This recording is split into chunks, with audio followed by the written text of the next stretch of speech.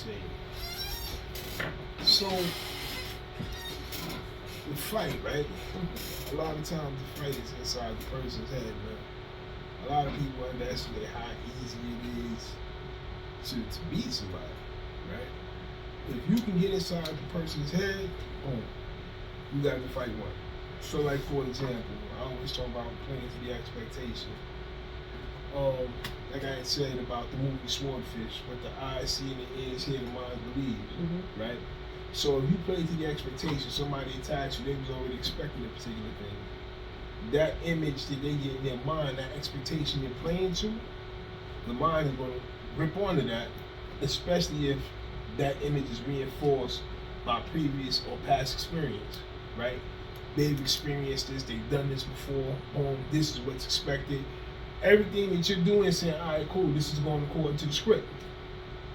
So when something happens that isn't according to the script, it takes the mind a minute to catch up because the mind has already started going along that line of thought, right? Following that line of logic, right? Boom. So when you start to do some other shit, by the time the mind catches up with, wait a minute, this isn't in the script, you should already have the person beat. Right? So, like I said, you know, all that about the points of overbalance and shit, right? Being able to manipulate the body, right? In Libre, they got what they call garment manipulation, right? Boom, but that's a 52 thing too. It's just that in 52, it was always that with the intent of, you know, the hips, the knees, the ankles, the elbows, the wrists, the shoulders, right? The neckline, all that stuff like that. When you understand how that stuff works, it makes it easier for you to move somebody around. When you can move somebody, see, everybody likes to be the dead in control of their own body, right? So when somebody else starts taking control of their body, that fucks you up, right? Because now you're trying to be like, yo, hold on. This is not supposed to be happening because it's never happened. We get that confused. Just because something has never happened, we believe it's not supposed to happen. But this isn't the case, obviously, right? So when somebody else starts manipulating how your body is moving, and just let me back up a little bit. I always talk about being like a magician, using distraction to your advantage, right? The initial transition from playing to the expectation to playing to reality, right? Boom, is going to be the first distraction. Right? Because when the mind, well, technically, the playing to the expectation was the first distraction. Because that was never who you was or what you was about anyway. Right? You used that to hold their attention while you prepared to do whatever the fuck it was you was going to do. Right? You used that as camouflage. Right? You was a wolf all along. You were just hiding in the tall grass of the expectation. Right? Boom. Now when you're ready to put your fangs in them, right? That first distraction is already in place. So now when you go to do whatever the next thing is you do, right? Whether it's, you know, you step to the outside line, grab his pants leg, pull his hip this way, or push his hip the other way, push his knee in some direction it's not supposed to bend in. That's the next expectation. Because now their balance is off, right? I always talk about the stabilizing balance, destroy structure. Those two things are key because it gets in a person's head, right? No structure, no protection, no balance, no offense, no defense, right? So you want to do that, and when you can do that effectively and efficiently, you can beat pretty much anybody. And if you can't beat them, you don't have to worry about them beating you, because if you can manipulate somebody else's body and you can get inside their head, they're not going to be trying to hurt you. Now they're trying to get the fuck away from you, right? Or if they still become aggressive, you can continue to do that, right? It's a simple thing. You do the fan and push the hip this way. They come again, you do the fan and push the hip that way, right? Boom. You fan and pull the back of the knee this way. Boom. Grab his pants leg here. Boom. Push him on the shoulder there. So he's always doing this, right?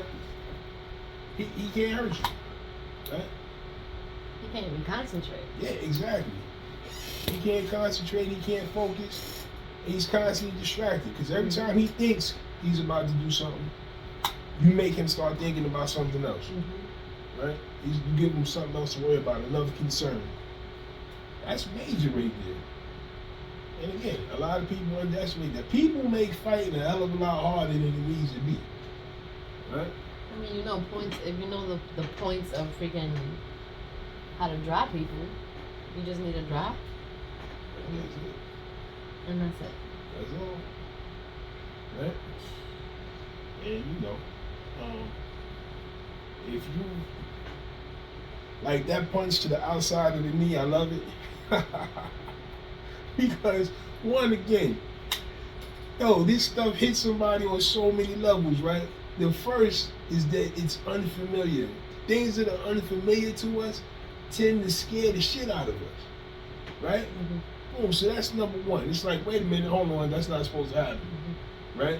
So that's one. Then two, it throws off your balance and breaks your structure, right? That's another level. See, you're doing layers of distractions, right? The first distraction, boom, you parried that and you hit. Boom, which wasn't supposed to happen. Boom, now his leg starts to buckle inward. He starts tipping this way. If you do that and at the same time you come up, you hit, boom, and come up and grab the back of his head and pull him further that way, now he's more off balance. Now he's concerned about hitting the ground, right? See, to quote Chris Carney, right? The ground never misses and nobody hits harder than the ground, right? And everybody knows that. So the dude doesn't want to hit the ground, right? He know the ground ain't gonna miss.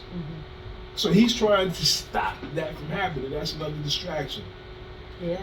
So now he's trying to stop himself from falling and face planting, right? Boom. You use that. Now this is where like the Wing Chun principles come in, right? The push and the pull, right? Because you pulled, you hit, boom, he came this way, you pulled him this way, he tried to right himself, boom, you push him in the direction, he's trying to right himself. Now he's overbalancing this way, he's trying to correct that, boom, you pull him into something, boom, so you keep him going like this.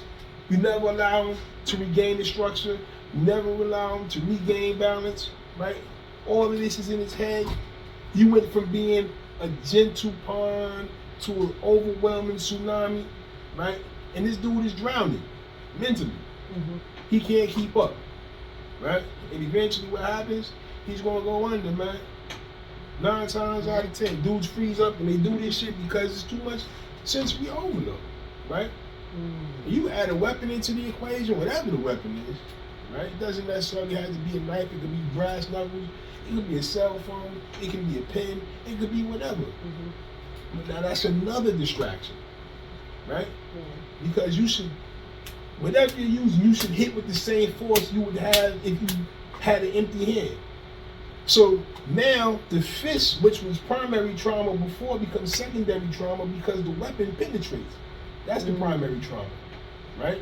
Boom. If it's a penetrating weapon. So that's allowing you to get more damage done. Boom, and they feel that, right? Even if it doesn't register consciously, believe me, it registers inside your body, right? You puncture an artery, puncture a lung, yeah. It's a bad day. It's a bad day, right? And now it's another distraction, right? Yeah, because now he's trying to prevent himself from dying. Yeah. You see? You always got to get the opponent something to think about, man. Right? You got to give him something to think about, something other than you. Yeah. Right? Because he was already thinking about you. You want him thinking about something else. Right?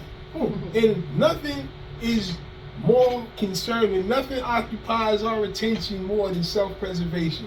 Right? When we realize we made a terrible mistake, and that mistake might cost us our lives. Right?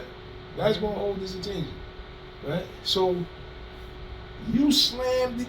Like, this is why certain strikes are favored. Not because I don't know any ninja techniques that I'm gonna touch you, you're gonna take 2 steps and die type stuff, right? Boom. I understand the psychological effect that these strikes have on people, right? You take the weapon between your thumb and your fourth and your index finger, and you slam that into somebody's throat. Yo, even if you don't crush their larynx, psychologically it messes with a person because they're like, all right, they've never had that done to them before. Off the rip, they're like, all right, boom, this ain't a fight no more. This person is trying to kill me. He's crazy. He's insane. Yeah. He's really trying to take me off the count. Yeah. Right? See? Another distraction. He's concerned now. We ain't playing by the same rules. This person is trying to take my life. I just wanted to, get some rep. I was trying to have fun. Right? Yeah. Boom. So then every other technique after that reinforces that, even if it doesn't. Right? See, if that's the only thing you do, and then everything after that is a punch, an elbow, boom, in his mind, all of that is the setup for you to take his life. So he's trying to avoid dying. Right? Boom. And you're manipulating his body. All these other principles you spoke about already, you implementing all of this stuff. Right?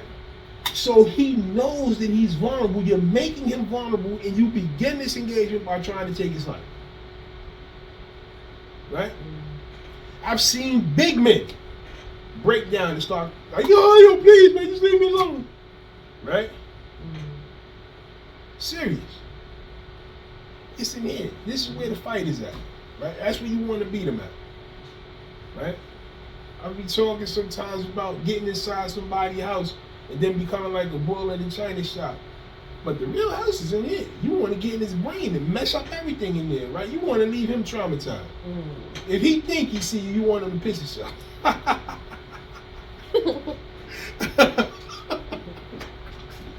But, realistically speaking, man, you got to get into a person's brain to stop it, right? A lot of the times, right? You want to beat them there.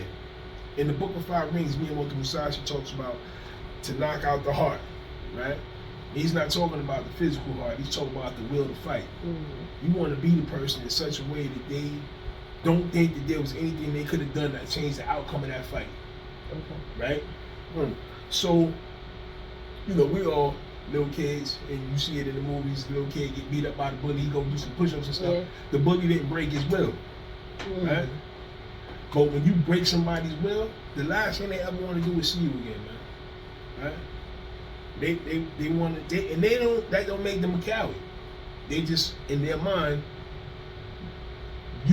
they don't have your number. You got their number, right? You are outside of their league. You're not the person they want to deal with. They'll fight everybody else, but they're not trying to deal with you, right? And that's the impression you want to make on people. You do that by getting in their head. You can break a dude's body all day long, man, right? But if you don't break his will to fight, he don't come back. He don't keep fighting. Yeah, I can't quote it verbatim, but I come across it from the Libre brothers and sisters. I believe the quote is from Niccolo Machiavelli, where he says, if you must do an injury to a man, it should be so severe that you needn't worry about his retribution or retaliation or something to that effect. And that's the truth, right? Gotcha. If you got to put your hands on somebody, you should hurt them so badly that you don't have to ever worry about them coming back after you, right? They may not have died, right? But again, I'm not just talking about physical hurt. I'm talking about hurting them up here, traumatizing, right? You want to be that person. You want to become their boogeyman, right? No little kid want to see the boogeyman, right? You want to become their boogeyman. So that's the thing, man. Taking the things, understanding how they work, understanding how to get in a person's mind and break them from there, right?